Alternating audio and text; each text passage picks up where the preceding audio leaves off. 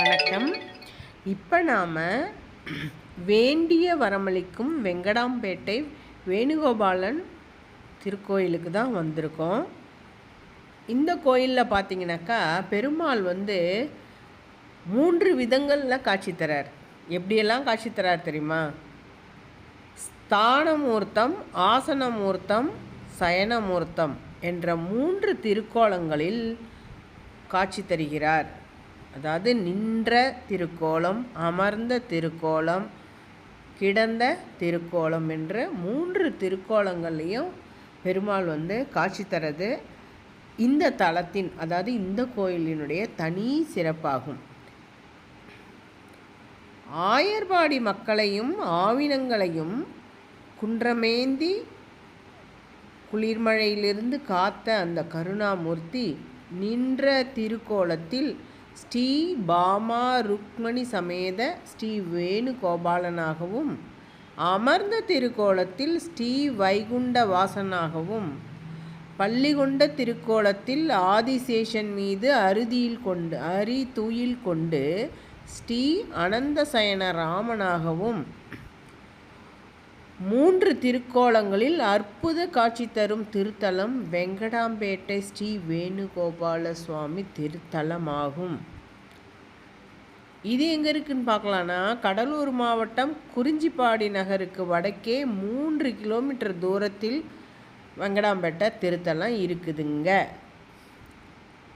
அதாவது துவாபார யுகத்தின் முடிவில் பார்த்திங்கன்னா அறச்செயல்கள்லாம் குறைந்து தர்ம நெறிகளுக்கு சோதனை ஏற்படுது. அப்போ தவநெறி தவறாமல் வாழ்ந்த மகரிஷிகளும் மகான்களுக்கும் நிறைய துன்பம் ஏற்படுது.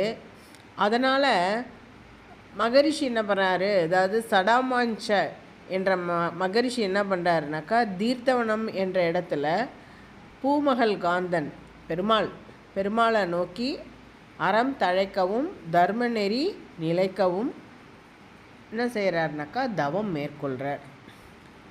முனிவரனுடைய தவத்தால் திருவுளம் மகிழ்ந்த ஸ்ரீமன் நாராயணன் என்ன செய்கிறாரு, தன்னுடைய தேவி மகாலட்சுமியோட காட்சி தந்து, முனிவரே உன்னுடைய தவத்தின் நோக்கம் என்ன அப்படின்னு கேட்குறார். அவருக்கு தெரியும், ஆனாலும் என்ன செய்கிறார், அவர் கேட்குறாரு.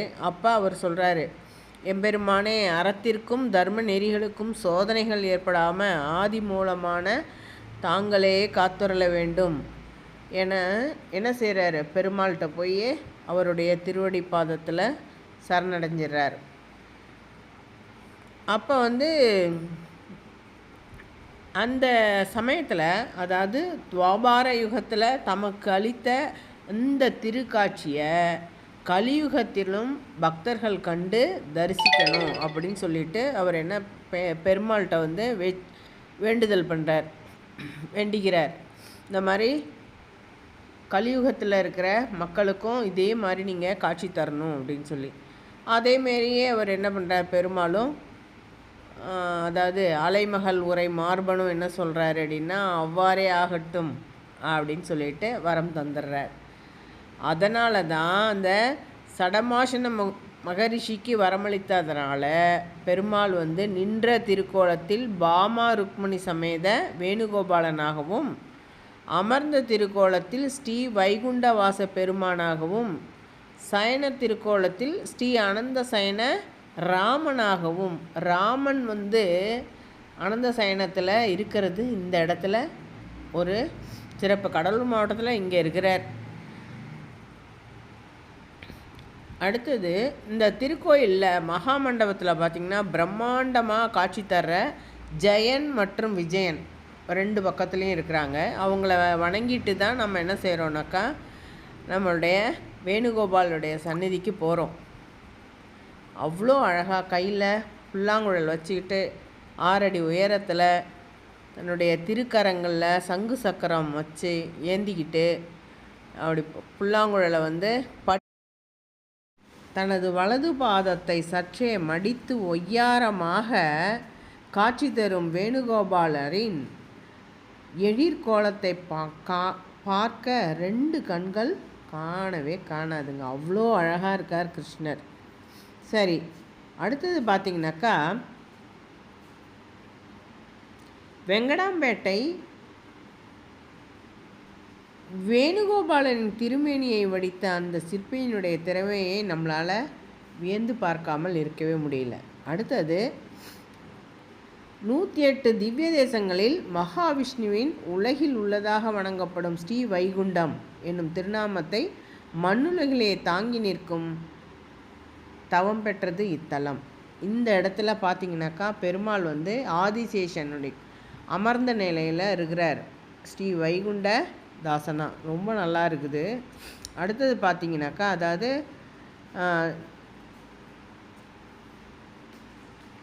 நின்ற திருக்கோலத்தில் உள்ள எம்பெருமானுக்கு ஆதிசேஷன் தன் தலையை குடையாக விரிக்க அருட்காட்சி தருகின்றார். அது அடுத்தது சடாம்சன மகரிஷிக்கு வெங்கடாம்பேட்டை திருத்தலத்தில் அமர்ந்த திருக்கோலத்தில் வைகுண்டதாசன் காட்சி அளித்ததுனால இந்த சந்நிதியின் மகாமண்டபத்தில் தெற்கு நோக்கி வைகுண்ட வாசனா ஆதிசேஷன் குடைபிடிக்க அமர்ந்த திருக்கோலத்தில் காட்சி தரார் ஸ்ரீமன் நாராயணன். அடுத்தது உலகம் உண்ட அமுதன் அனந்தசயன ராமனா ஆதிசேஷன் மீது அரிதுயில் கொண்டு காட்சி தர்றது காண்போரை பக்தி பரவசத்தில் ஆழ்த்தும்.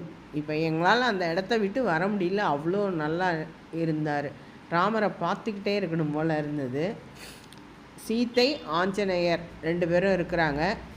அடுத்தது ஆண்டாளுக்கு தனி சந்நிதி இருக்குது.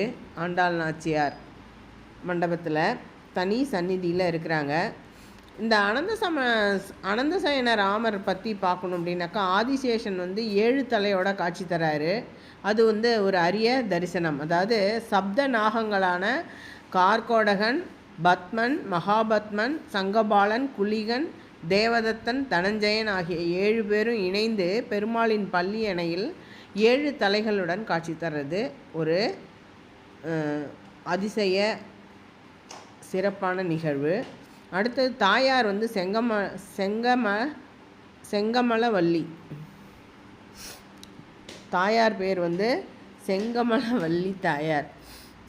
கொஞ்சம் உடம்பு முடியல. இந்த தாயார் வந்து தனி சந்நிதியில் இருக்காங்க. இந்த சந்நிதியில் பார்த்திங்கனாக்கா ஆண்டாள் இடது பக்கத்துலேயும் கிருஷ்ணர் வலது பக்கத்துலேயும் நின்றுருக்காங்க. உள்ளே வந்து பார்த்திங்கனாக்கா இவங்கள தரிசனம் பண்ணிட்டு போனோம்னாக்கா நம்ம செங்கமலவல்லி தாயாரை பார்க்கலாம். அடுத்தது பார்த்திங்கனாக்கா கருடாழ்வார் அவர் வந்து தனியாக, அதாவது கையில் பாம்போட ரொம்ப பத்மாசன கோலத்தில் யோக நிலையில் இருக்கிறார். அதை பார்க்குறதுக்கு அவ்வளோ அழகாக இருந்தது. அவருடைய கையில் பார்த்திங்கனாக்கா ஒரு பாம்பை கையில் வச்சுட்டு இருக்கிறார். அடுத்தது இங்கே வந்து பார்த்திங்கனாக்கா இந்த கோயிலுக்கு இப்போ பார்க்குறீங்க இல்லையா, இந்த மண்டபம் ஊஞ்சல் மண்டபம். இது பார்த்திங்கன்னா சுமார் 50 அடி உயரத்தில் கம்பீரமாக நிற்கிது. 16 தூண்கள் இருக்குது.